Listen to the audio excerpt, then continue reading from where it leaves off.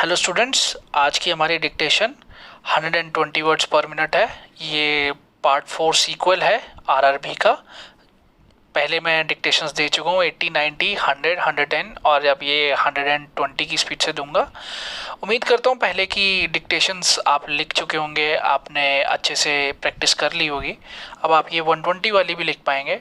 ऐसे ही मैं आगे और डिक्टेशंस दूंगा जो कि अलग अलग सीक्वल्स में होगा, ताकि आपका हाथ जिमनास्ट होता रहे और अलग अलग सब्जेक्ट्स पे होगी और ये पार्लियामेंट की डिबेट्स होंगी।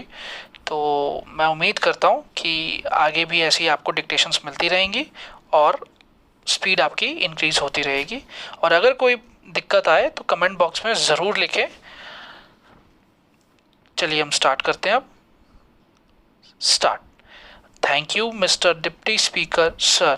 This budget, even though it is called an interim budget, wants to address the need of the poll which is ensuing very quickly.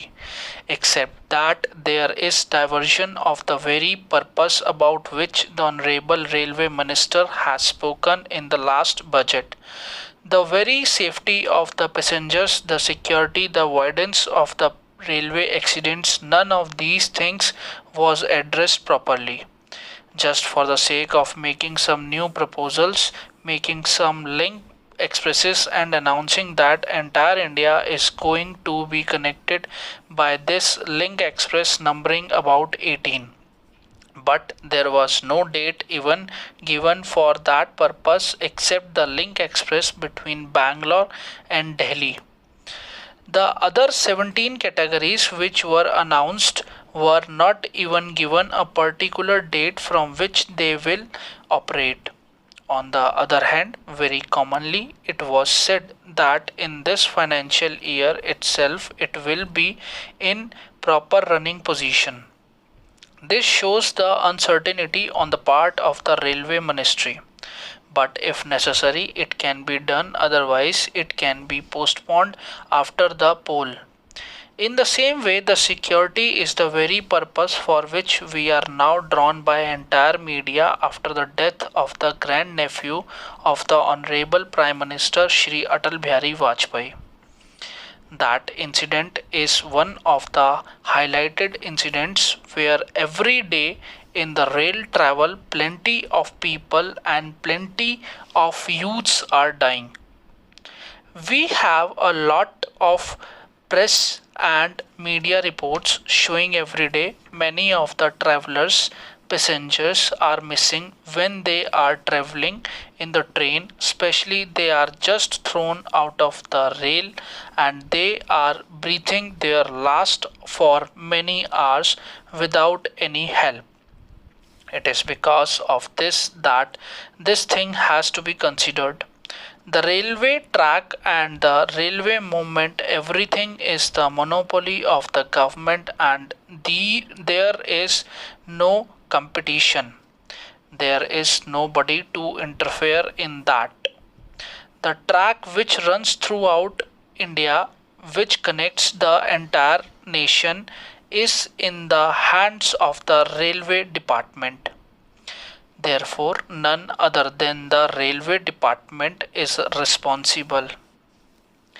Once a passenger has taken a ticket and enters the railway station, and when he enters into the train and gets down from another station and goes out of the station, the entire responsibility is in the hands of the railway department. They have to ensure the security of the individual and also the goods. I would like to suggest what security for the passengers is provided.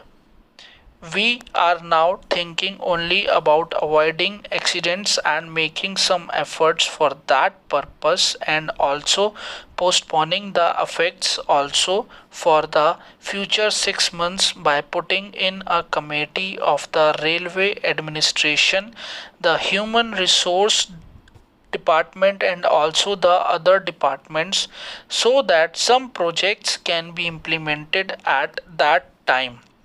What about the day to day affairs? Can we wait and lose our lives for the future 6 months? What security measures were taken? The law is also amended and the powers were given to the Railway Security Force to interfere when there is an accident or when there is a law and order problem inside the premises and the railway property. The mindset up of the railway security force is only for protecting the railway properties and not the properties of the passengers or the lives of the passengers. We have to make that the main focus. The security arrangement is for the protection of the lives of the passengers and also the goods which are taken by them. That aspect is not at all developed in this budget. Also, the focusing has not been given in this budget. As members of the standing committee and other committees, whenever we interact with the higher level officials in the Ministry of Railways, we find that they have got the mindset only to have the colonial system of protecting their own property, that is the property of the railways. Only for that purpose the very security forces have been trained. Even the top level official, the Director General of the Railway Security Force, has got that mindset. Even the railway board members are having that mindset. We noticed this when they are replying to our queries. Is it not high time to see that focusing on this aspect is to be totally changed? The persons who are going as security in the trains, including the TTEs, should have the basic training of protecting the interests of the passengers. We may be thinking that it is only the work of the local state government, but at the same time, the railways cannot shirk its responsibility. As a public enterprise, it has to protect the interests of the lives of the millions of people who are depending on rail travel daily. The passengers should feel that they are secured while traveling in a train rather than going on road. It is the government owned property. Therefore, when they are traveling in the trains, they should feel that they are protected. Are we creating any insurance method instead of having the system of getting funds from the railway finances and other things? There has to be a modern value addition for the passengers for the security of their lives and also their property. Whenever there is a small incident or a big incident, immediately money should be given instead of their going and claiming through the railway board. I would like to suggest that there should be security persons from police in plain clothes in the crowded trains. Had they been in the train, surely they would have avoided the incidents such as Mishra's death. The death of Shri Mishra is an eye opener for the entire country. It is a very sad incident.